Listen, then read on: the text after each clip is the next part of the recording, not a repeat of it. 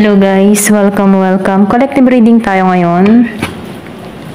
So, tingnan natin kung ano yung current energy ng person mo. Be open-minded po, hindi po halos lahat makaresonate, kaya piliin nyo na lamang. And thank you nga po pala sa mga nag-subscribe, lalo na sa mga bumabalik. Marami pong salamat. Give me the message. Ano yung mensahe dito?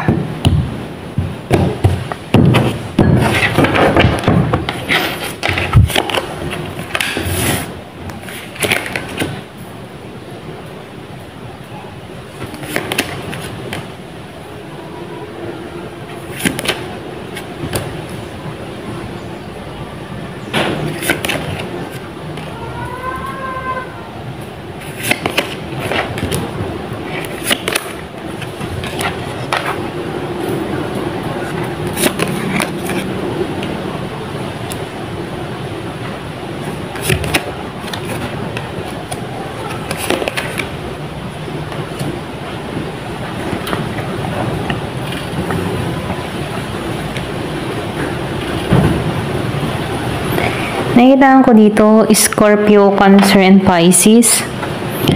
Merong Gemini, Aquarius, and Libra. Merong Aries, Leo, Sagittarius. Okay? So, ito lang yung nakikita kong energy dito. So, nakitaan ko dito, no?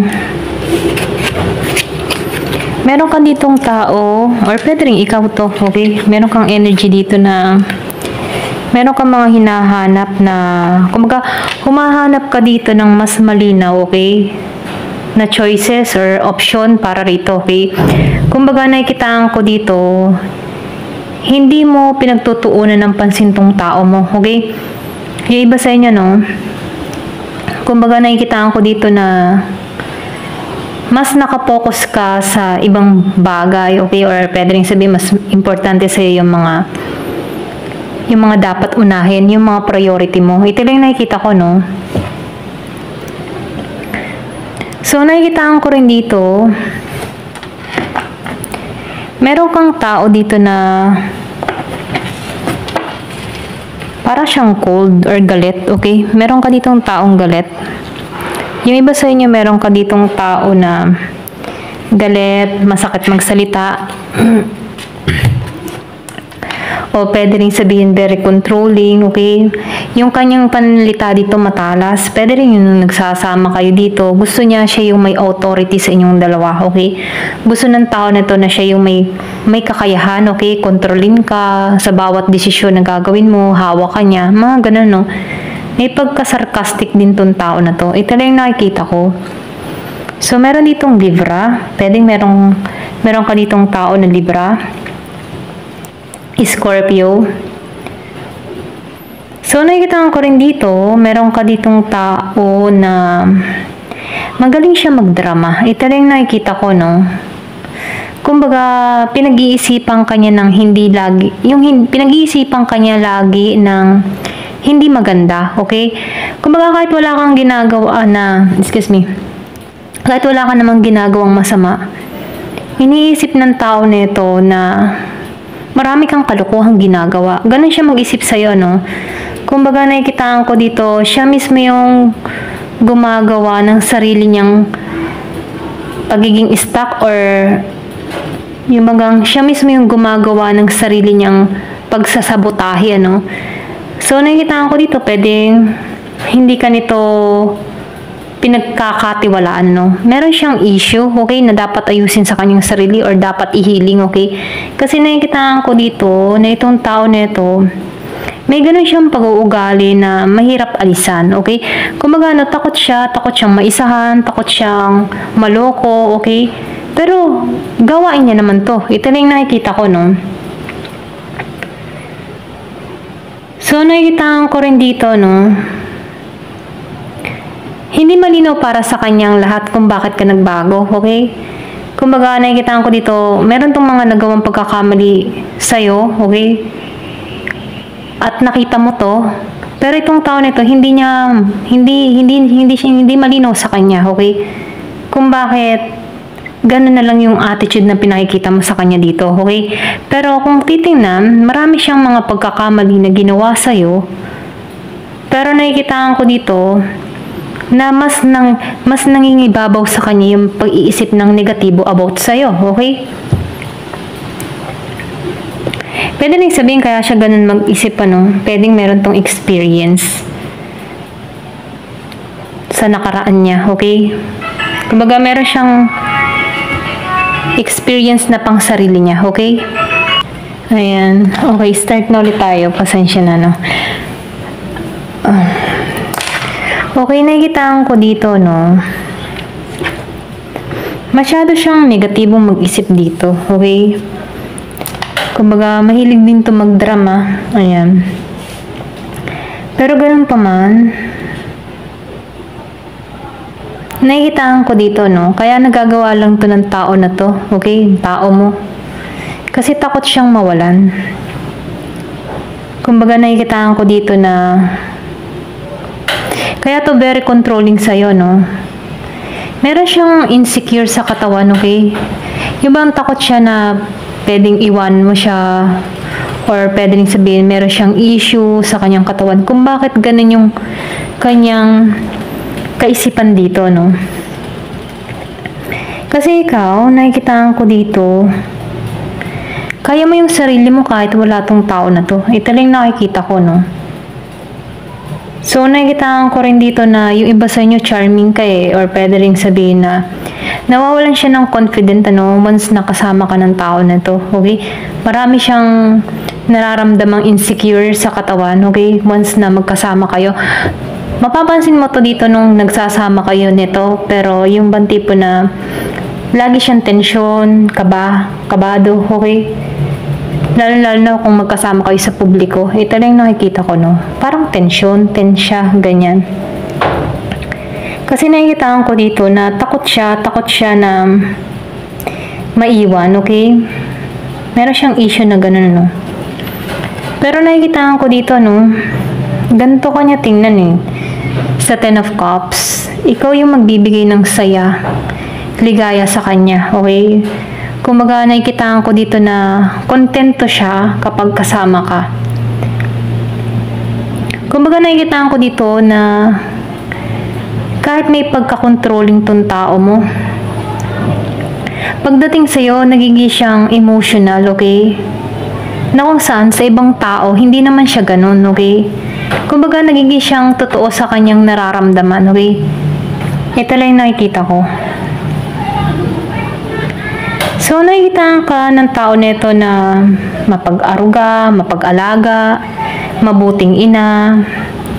So, nakikitaan ko dito once na kasama ka ng tao nito, nakakapag-create siya, nakakapag-create siya ng buhay na masaya, maganda, okay? Yun nga lang, meron siyang issue dito na kailangan niyang alisan, okay?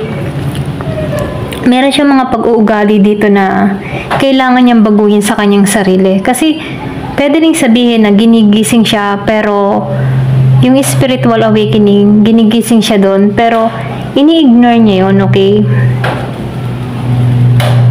So, nakikitaan ko dito, yung iba sa inyo, aware ka sa, kumbaga gising ka na, okay? Pero itong tao mo, hindi. Kumbaga, nakikitaan ko dito na pwede rin sabihin sa mga kinakasama nito, sa environment ng tao na to, kung bakit hirap siya magbago, okay? Kumbaga, meron ditong pumipigil or pwede rin sabihin, family member niya, na kung saan nagkukontrol sa kanya kung bakit hindi siya makausa dito, okay? Yung bang tipo na alam niya sa sarili niya na may pagkakamali, dapat may baguhin siya sa kanyang sarili, pero pinagtatakpan niya yun kasi maninibago yung mga kasama niya sa paligid niya, okay? Kumbaga, maybe meron ka ditong tao na kumbaga matatag, strong, ganyan, ganun siya tingnan, maangas, ganyan. Pero hindi pinagtatakloban niya yung pagiging niyang malambot, yung pagiging niyang emotional pagdating sa'yo. Dahil parang hindi siya ganun tingnan ng mga kasamahan niya. Okay? Kumbaga, ito lang yung nakikita ko, Kumbaga, meron siyang pinagtatakpan sa sarili niya. So, nakikitaan ko dito, ikaw yung tipo ng tao, ganito ka tingnan ng tao mo. Marami kang pangarap, ma-ambisyon ka, okay? Meron kang mga vision, meron kang mga gusto. Pwede rin sabihin na pag-usapan niyo na rin to noon, na magkasama kayo. Meron kang mga sinasadya sa kanya, yung mga pangarap mo, may mga vision ka na gusto mo mangyari, okay? Na kung saan itong tao mo, nakikita ka niya na nare-receive mo na, okay? Nare-receive mo na yung mga pinapangarap mo, okay? So, na kung ganun kanya tingnan, successful ka na, maayos ka na. Kumbaga nakikitaan ko dito na walang sino man yung magkokontrol sa'yo, malaya kang gawin yung mga bagay na gusto mo, okay? Then nakikitaan ka din ng tao na to na maganda, umaayos ka, gumaganda ang buhay mo, okay? Stable ka, masaya ka, ganun. Kumbaga nakikitaan ko rin dito na matalino ka, okay? Marami kang kaalaman. Kumbaga, nakikitaan ka ng tao nito na marami kang knowledge, okay? Kasi kung yung tipo ng tao na once na mas mahirap yung sitwasyon, mas na-overcome at na-overcome mo to, at sa bawat overcome na ginagawa mo sa mga sitwasyon, sa mga problemang kinakaharap mo, mas lalo kang tumatatag, okay? At mas lalo kang nagiging stable sa nararamdaman mo. Kumbaga, nakikitaan ko dito na napagtatagumpayan mo lahat ng mga ginagawa mo at nagampanan mo to ng maayos, okay? Kung nasaan ka man ngayon, okay? Kumbaga, hindi ka madaling matinag sa mga sinasabi, lalo't lalo na kung focus ka sa ginagawa mo, okay? So, nakikitaan ko dito, nabalik mo yung iyong kapayapaan, lalo-lalo na sa sitwasyon mo, na-resolve mo lahat ng mga problema mo, okay? So, nakikitaan ko rin dito, nagkaroon ka ng solusyon sa mga nangyari, Kumbaga, malaya kang gawin. Na kung saan itong tao mo, hindi ka niya na makontrol dito, okay? Kasi malaya kang gawin yung mga bagay na gusto mo, okay? So, nakikitaan ka ng tao na ito na masaya ka, kontento ka. Kaya itong tao mo, nahihirapan dito. Ito lang yung nakikita ko. Kumbaga ikaw, hindi ka na nagpapatrap sa mga drama, okay? Or sa mga sinasabi ng tao mo, or pwede rin, yung iba sa inyo, kinukonta ka ng tao na ito, pero nakikitaan ko dito, mas nagiging malinaw para sa'yo, okay? Mas nagkakaroon ka dito ng matalinong pag-iisip or mas matalinong pagdedesisyon, okay? Para sa ikabubuti mo, okay? So, nakikitaan ka ng tao mo na masyado kang mautak, okay? Hindi niya akalain na ikaw ay mautak, ayan. Maybe before, akala niya, easy-easy ka lang, okay? Depende sa kanya, control ka, okay? Pero nakikitaan ko dito, nabalik mo yung iyong katatagan, na kung saan itong tao mo, na-shock sa'yo. Ayan. Hindi niya akalain na may ganun kang katangian, So, nakikitaan ko rin dito,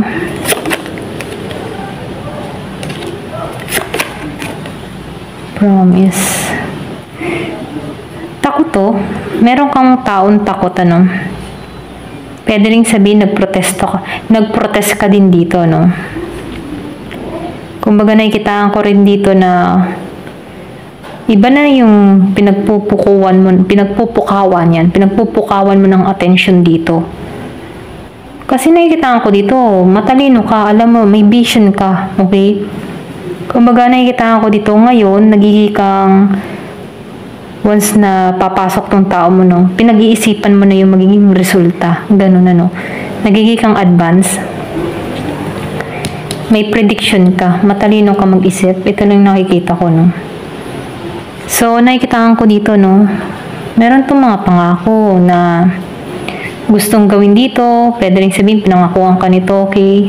Kasi lumabas yung 10 of Cups. Kumbaga, nakikitaan ko dito, gusto ng tao na ito ng kasiguraduhan, o pwedeng ikaw gusto mo yung kasiguraduhan, pero itong tao mo, masyadong negatibong mag-isip. Oh, may third wheel pala dito, no? So, nakikita ko dito, hindi ka na nakikipag or hindi ka na nagtitiwala dito sa tao mo kasi meron involved na ibang tao, okay, sa connection nyo.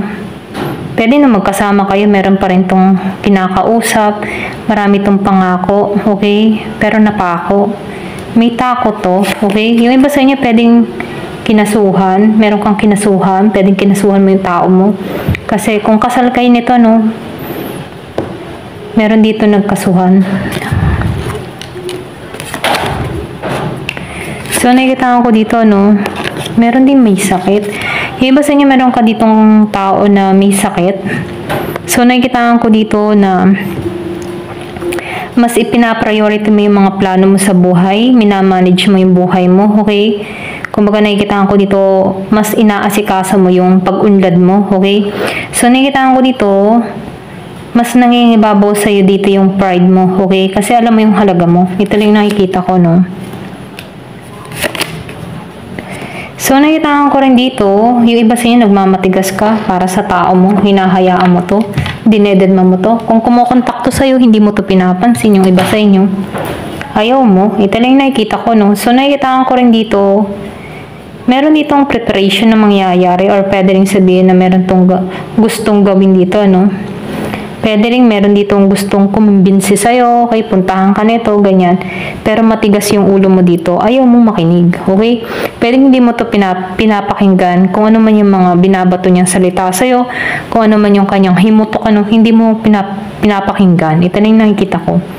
Kasi nakikita ko dito na nasa Empress energy ka. Hindi ikaw yung tipo ng tao na hahabol, kundi ikaw yung hahabulin dito, okay? Ito lang yung nakikita ko. Ayan, thank you for watching. Love and peace.